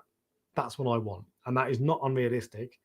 And someone, some math nerd with who's good at algorithms needs to be working on that. I also did put on my notes, I also said potentially a nutrient controller. So something that tests nitrate and phosphate, and then if your nitrate is elevated, it turns another light on your refugium or something. And if it's too low, it turns your skimmer off or whatever. The only thing with that is I wouldn't really want it to adjust my skimmer or my refugium because that has knock-on effects on pH and all those sorts of things. So maybe it would have to be carbon dosing. And I don't think I'd trust a controller to carbon dose because if you carbon dose too much, it causes major problems. So that's something that's a bit more complicated. But a nutrient controller to peg your phosphate at 0.03 and your nitrate at 3 would be amazing. And that's the end of my notes. So those were the things, Tom, in answer to your question, those are the things that I would like. What else would you think? What other automated kit would you like to see that either doesn't exist or you think could be improved, whether it's made smaller, more efficient, quicker, cheaper, whatever? All of the alkalinity testers on the market at the moment, I think are probably reasonably priced, and I don't think they're going to go down an awful lot in price, to be fair. I'm not saying they're cheap because they're certainly not, but I don't think there's much fat in the price to reduce. Tom Brook, before setting up Kalkwasser Stirrer second time round, I would 100% install a pH probe and just measure it over a 7-day period. I spent a month dialing in my Delta. Oh, interesting. Yeah, there you go. pH. Yeah, pH probes they're handy. It's just having the map of the data that shows you where your pH is going is really useful. Hi, Thought Dork. What's your thoughts on the Hydros controller? I think it looks good, but I don't really know an awful lot about it because it's not available in the UK. I've not spent much time looking at it. So I don't know. I watched one of the Reef Dudes videos and I liked the interface and I like the way the owner, Carlos, is it? I like the way he talks. Sounds like a sensible guy and is really enthusiastic about it, which I love. But I don't really know. I don't know if it's quite my cup of tea, to be honest. I like the Reef Factory stuff. I know I'm giving it for free, but it's good. The app's wicked, and you can buy all the bits separately. But I'd like to see it. I'd like to see and know more about it. You've been 8.7 on your pH. Wow. Yeah, I wouldn't want that. The point I raised on calibration was how much do you trust your equipment? Yeah, fair point. And how long do you leave it before you should calibrate? So I will give you a live update on my KH Keeper. So I've done a long-term review of the KH Keeper, and it is a really good bit of kit. No two ways about it. But at the moment, I'm having an issue with it whereby, let's see if you can see this. There we go. So this is my KH results from the last day or so. All look fine, 7.88, 8.07, 7.96. Nothing to worry about, right? But it also tests the pH. Now, the pH on these isn't an accurate result of exactly what your tank pH is, but it's an indication. And you will see that this thing's my pH is 7.5, 7.36, 7.44, etc. Focus, there we go. And there is no way my tank pH is 7.3, 7.4, 7.5. And I found that this pH probe on my KH Keeper Plus, I've had it for 9 months, maybe a year, something like that. If you want to check, you can go and see that. Go and look at my KH Keeper Plus video. I think I'd had it about a month that stage. But I think I've had it about 9 months to a year, and the pH probe has started. I calibrate it, and then a month later, it drifts and starts doing this. So it drifts out massively. Weirdly, the KH Keeper, the standard one that I've had for 18 months, that probe is spot on. And that was, in theory, an inferior probe. So pH probes are consumable items. 9 months to a year is probably about right. So I just need to replace it. And actually, when I calibrate that, my alkalinity reading will only change by about half a DKH, which, given how far out my pH is, I might have expected it to be more. But yeah, pH probes are rubbish. And do I trust my equipment? Your question is, do I trust my equipment? That is the sort of reason that I don't trust it to take control. And no matter what you say, you can tell me that GHL are better or Neptune are better. I don't buy that. I personally don't. I wouldn't trust any company, no matter how expensive it is, to control stuff. It's not that you can't do it. I've seen people do it with success, but I don't trust it because you get issues like this that you need manual intervention, in my opinion. Gao is late and says, when is the Red Sea roller due out? What sort of prices? Prices are 300 for the smaller and 330 for the larger, I believe. Although check that. It's on the Red Sea website. When's it due out? Shortly. I think possibly next month, but there's no actual release date as yet. Yeah, Reefbot does. You can set it to test basically anything as long as there are enough vials. But it's huge, that thing. And I don't like the fact that it's just like it just puts some water in a vial and then puts some reagent in. I don't like the look of that. I think it looks a bit rubbish. I want something more sophisticated. I'm looking at doing through my refractory KH Keeper Calcwasser through a dosing pump at certain intervals during the night to help stabilize the KH. It will increase hopefully, but not by too much. #experiment. So I've managed to get my KH relatively stable with Calcwasser and with testing all the time with my KH Keeper. So I suspect you'll have the similar success. One thing I would like is something that like sapphire glass in sheets big enough to make a tank from, so it's clear and super scratch resistant. They make Rolex watch glasses from it, and it's brilliant. That sounds expensive then, but yeah, cool. Sounds good. The clearer the glass, the better, because you don't need to look top down to see at your coral to see how much glass reduces the definition of the image in front of you. So yeah, if you could get proper crystal clear glass, like clearer than acrylic but doesn't scratch, I'd pay good money for that. Probably not Rolex money, but I'd pay good money for that. Dean Fielding, totally agree with the ALK control mapping. Yeah, honestly, mapping ALK for me is one thing that all KH controllers should be able to do. I'd like to link it to natural seawater levels, as it may not be natural to keep it flat, but I don't know. Having more data on natural seawater would be good too. One of the things that so with natural seawater, ALK is I think about 7 DKH, maybe a little bit lower. The thing I don't like about that is because any of these alkalinity monitors, Neptune, Refractory, GHL, any of them can be out and they can drift over time. I wouldn't want to run my alkalinity at 7 because it might end up actually that it drops down to about 6 or whatever. Probably not a massive issue, but that's another reason I don't like to trust it. Open source data for the disparate providers, having the ability to leverage data within the marine hobby. Yeah, data is good, and there's more of it coming. The more data for the tank, the better. So I'm with you. The basis is there for the testing. As you say, the ICP testing from Triton gives you specific dosing for each element. I don't know how accurate ICP testing is, but I do trust it. And I do currently, I use ATI ICP. I just had one back recently. With Tropic Marine Pro Reef Salt being relatively low KH, do you dose following a water change to bring your level higher? No, I don't really care what my alkalinity level is too much. I try to keep it at about 8, but if it ends up going down to 7, I bump up slowly. I'm not bothered. But it's such a tiny difference that if let's say for the sake of argument, my alkalinity is 8 in the tank, and the KH in the Tropic Marine salt water is at 7. It's only 10% water change, so I'm getting a 0.1 DKH change, so it makes no difference. So no, I don't care what time I do it. I don't pay any attention to it. It doesn't seem to cause any problems that I can tell anyway. My biggest issue with the reef mat that isn't spoken about is the compatibility chart. Most sumps require modification. Yeah, I think some sumps require modification. Most sumps say it's recommended, but realistically, I would do it. And I think that although it's not mandatory, I think you would be much better off ripping out the filter sock section. But then if they're bringing out this V3 sump, the great thing with that is if they do bring out a V4 sump, if they bring out a V4 sump, it will be backwards compatible, I'm sure. So you'll be able to buy it and swap it out if you were really that bothered and wanted to avoid changing the filter sock sections.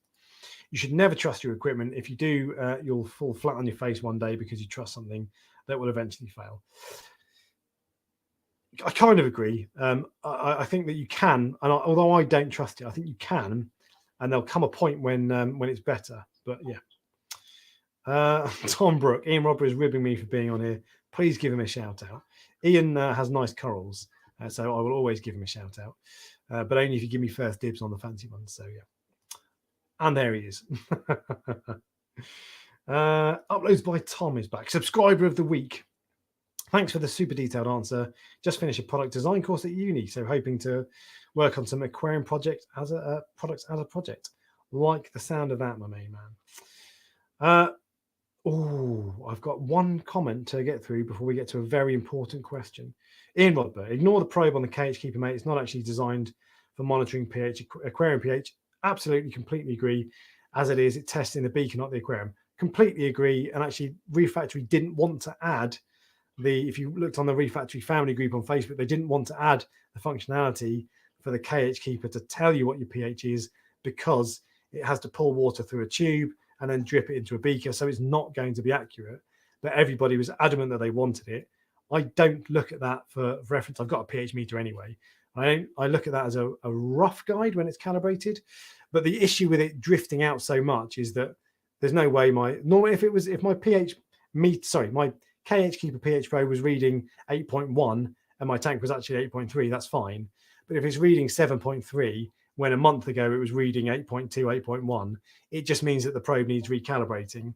And I've found now this has happened a couple of times, so the probe needs throwing away and replacing. That's all there is to it. But yeah, completely agree. Tom Brook, important question. Are southern reefers better at are southerners better at reefing than northerners? Well, let's start a rumble with that sort of question, shall we? No, we are equally as good as each other. I'm going to sit on the fence and try not to isolate 50% of my audience. Any idea who would make a custom bubble magus? Who could make a custom bubble magus roll replacement 100 micron? No idea. I don't know if it can be done cheaply. The length of time the water goes through the tube also sits in the beaker that's being constantly exposed to acid. Completely agree. So what Ian says is right. If you're using your KH Keeper to give you an idea of what your pH is, you're using it for the wrong purpose. It's not what it's designed to do. What the pH is designed to do, pH reading part of the KH Keeper is designed to do, is test the difference in pH from point A to point B when acid is added to this water. So it's not designed to tell you what your pH is in your aquarium. And for that, you need a pH meter. Some people have suggested it's refractory ripping you off because you have to then buy a pH meter separately. I don't agree. I think you're using the wrong tool for the wrong job. The pH meter is really good. Another 230 quid, but if you're into your pH, it's worth spending the money on. Ian, bedtime. Stop fishing, Tom. Any experience with Anacropora? I have one Anacropora, but I've had it a few months. Supposedly they're relatively low light for an SPS coral. The way it was explained to me was treat them like Montiporas. They're pretty hardy. They don't need an absolute ton of light. They don't need an absolute ton of flow, but I don't really know, to be honest. I'm just saying words. Mine is doing all right. It's growing well. It looks okay. It doesn't look fantastic, to be honest. It came as well. It looks a little bit more green than yellow. Mine's the golden one, Anacropora. But it's fine. Anyway, great discussion, Alex. I've got another piece for you when you're ready. So I don't really have any space, but that's never stopped me in the past. So yeah, I will be giving you a shout, Ian. Oh, don't put him on a timeout. My KH keeper pH reading never changes. That sounds wrong. You're just redoing a 625 XL sand or no sand. Yeah. I go back and forwards on this all the time. So if I were to upgrade, which I would love to do, but realistically I'm not going to, SPS only under a T5 hybrid. So my frag tank up here is bare bottom, and I've not really. I did have Dinos actually, to be fair, but that was my fault because I took my eye off the ball with testing nitrates, and it went easily. So apart from that, I've not really had any problems, and I haven't had any problems that I can attribute to bare bottom. And the tank's actually looking pretty good. I'm managing to keep some pretty delicate Aquapora in there successfully, in there growing and looking good. So I'd be tempted to go bare bottom, but I like the look of sand, and I like keeping wrasses and sand sifting gobies, that sort of thing. Gobies with shrimp gobies. So I think, to be completely honest, I'd probably go honest. What's honestly got to do with it? I'd probably go sand, but ask me next week and I'll say no sand. What else have we got? One below Hadrian's Wall are Southerners. So Jamie Q, you are based in near Glasgow, maybe you're in Scotland somewhere anyway. Yeah, so I'm a proper Southerner. You can't get much further south without getting your feet wet. And basically anyone north of Watford for me is a Northerner. So if you live in Oxford, that's the Midlands basically. Dean Fielding has two Anacropora and really like them, both yellow ones. I think I'm keeping them too high though. The other thing that the person who sold them to me was Signature Frags, and he said that he has them in really highlight in his tank, and that's what brings the colour out. So maybe. Tom Brook is sending me some t-shirts for some merch and trying to get me on the hook. So yeah, sounds cool. Sage of Light. I started a Reefer 170 a couple of months ago. Everything is fine so far with a few fish and corals, but my nitrates are at 20 and I'm not getting them down. I'd love to ask you a million questions. Are you doing weekly water changes? Where are you getting your water from? Is it zero TDS? If you're buying it from a shop, ask them what the TDS is. If you're making it yourself, is it zero TDS? Are you changing your DI resin often enough? What's your filtration? How much do you feed? All these things. Are you using the same test kit? If you double check the test kit, there's a million things. If you're doing regular water changes with good quality RO water, ideally that you filter yourself, you shouldn't be. You should be able to get that down. But to be honest, if everything's okay, a few fishing corals, you don't say. If everything's okay, not 20 parts per million nitrate is nothing to get too worried about. I'd be all right with that. I don't think I'd really be fussed about bringing it down. If it was a massive amount higher, then maybe I would. But 20 parts per million, as far as I'm concerned, is okay. I wouldn't sweat it too much, especially if you're new. You're not likely to have Aquapora, I would guess. So I wouldn't worry too much about that. Certainly on LPS and soft corals, that's absolutely fine.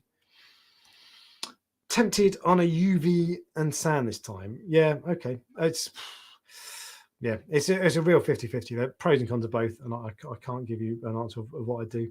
But yeah. Reef Talk. Did you know there are no favias in the hobby? Oh yeah, after a reclassification, all favias are now in the Atlantic. Most favias, Yeah, dipped Australia. I see all this reclassification, and now acans are called micro musa and all this stuff. Some people get their knickers in a twist about properly naming corals and all this sort of stuff. I really don't care, to be completely honest. You need to know what it is, and you need to know its care requirements. But it's interesting. But I'm not really that bothered. Very tactful answer, Alex. Yeah, indeed.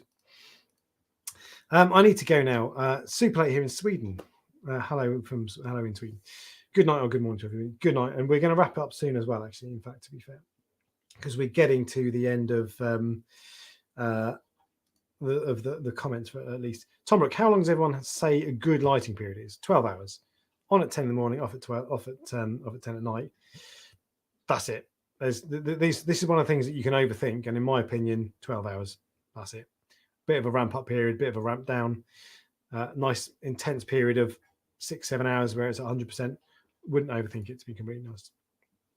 10, 11, 12 hours. Is it going to make a difference if you have 10 hours or 11 or 12? No. Your pH will probably be a bit lower because there's less photosynthesis time, but I wouldn't sweat it personally. Oh, Anton Tar says 8 to 10 hours. 8 hours is far too low, in my opinion, because as much as anything, you're not going to get to see your corals as much. That's part of the reason I'd go 12, but whatever. I think 12 and stick to it and don't sweat it. I mix salt water at home and I found out that there's nitrate in my tap water. Do you use tap water? Not 20 though. Should I make RODI? Oh, yes, you do, and with an RO filter. Yes, I would never use tap water at all. Every now and then you'll stumble across 1 in 100 people, maybe even 1 in 1,000 who swear by tap water, but they probably live in cleaner places than I do, in the Outer Hebrides or somewhere where the water is crystal clear and pristine. But yeah, absolutely buy yourself an RODI filter. It doesn't have to be particularly expensive, just a 4-stage with DI resin. It must be RODI, not just RO. Probably about 100 quid. The bigger you can get, the better, because it will produce water more quickly. And if you can get a booster pump, they're well worth the money. But yeah, that is the way to do it. Absolutely mix your own stuff. Jamie Q says last orders, and yeah, I think I'm going to wrap things up as well. And Tom wants a pint of Peroni. I do like a bit of Peroni. Wow, I've always stuck to 8 hours. 8 hours. Well, there you go. To be fair, it's not. I don't think it's not like I'm saying I'd do 12 hours. 8 hours. There's nothing wrong with it as such. I just think it would be better to do 12. And you'll have a lower pH if you only run 8 hours. Milly or tenuous, both. Ian is just sulking. He's a Chelsea fan. Yeah, exactly. Less said about that, the better, I think. Well, I'm a Saints fan, and we got turned over by a rubbish team today as well. So thanks so much for doing the live stream. Really enjoyed it and good conversation. I'm going to skip past this question because it comes up all the time. Probably, what's it called? Strawberry shortcake, I'll give you, but I could name 1,000, to be honest. It changes all the time. I live in Netherlands and my LFS use tap water, and he keeps copper bands butterfly, so I assumed it was fine. But I'm definitely going to invest in an RO filter. Excellent news. So fish don't really care about the about tap water. Corals are more fussy. If I was only keeping fish, I wouldn't be so bothered about using tap water. I still would use RODI though, to be fair. There's no reason not to. It's very cheap. Anyway, everybody is saying good night and thank you for the live stream. So I will wrap it up now. Thank you very much for coming along, guys. We might have a Vibrant update next week. They haven't announced anything as yet, but if they do announcement and update next week, I'm a firm believer in right to reply, so I'll give an update with their side of the story. And if not, we'll be back with a normal chat, just like this anyway, because I'm going to do these every Sunday. So thanks for joining, guys. Have yourselves a fantastic week, and I'll see you again in 7 days. Take care. Bye now.